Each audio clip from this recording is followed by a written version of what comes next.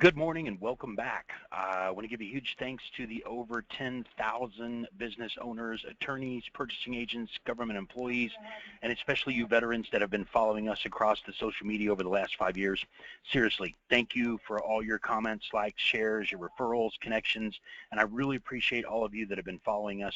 We would not be as successful as we are without all of you dedicated followers.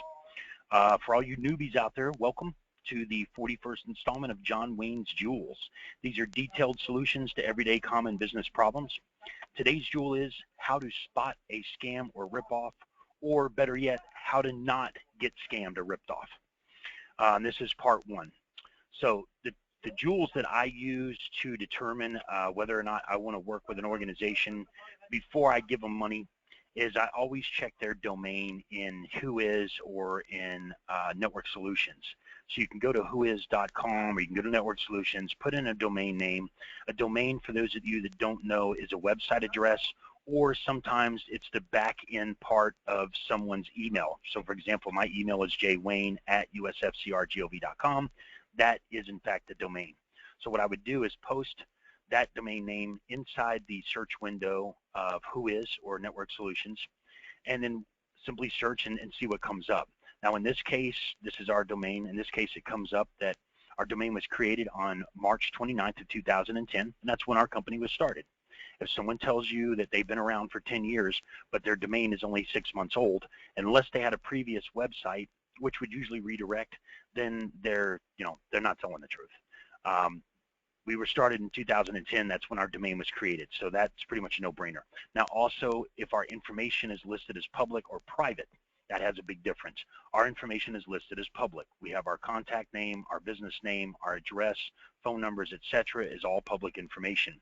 If a domain is marked private and they don't know where the address is and there's no contact information, that is not necessarily a definite sign that they're a scam, but that can be one of the signs that leads up to you determining whether they are or not.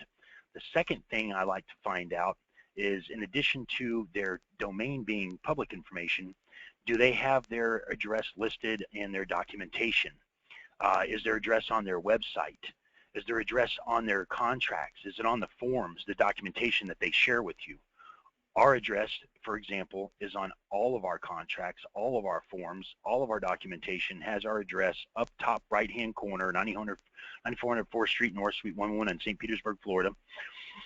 If someone's not listing their address anywhere, it's not public information, then that's another sign of a scam. They got something to hide. They don't want you to just show up on their doorstep one day looking for a refund, so they're not giving you full access to their contact information. Our address is, in fact, on our website. It's on our contracts. It's on our documentation. It's on our email correspondences. We have nothing to hide. A second good place to look, once you determine if someone's not giving you public information to their address and you don't know where to physically find them, always check with your state's attorney's office. The state's attorney or attorney general in your state, if they have an open investigation on a scam or ripoff, or they're currently being indicted, obviously that's a no-brainer. The third jewel I like to use in determining if someone's legitimate or not is whether or not they're registered with Dun & Bradstreet. Now this isn't mandatory. Some people are registered with Dun & Bradstreet and they don't even know it. They requested terms with one of their suppliers, and the supplier requested a D&B number to determine whether or not they want to give them terms or what types of terms they're going to give them.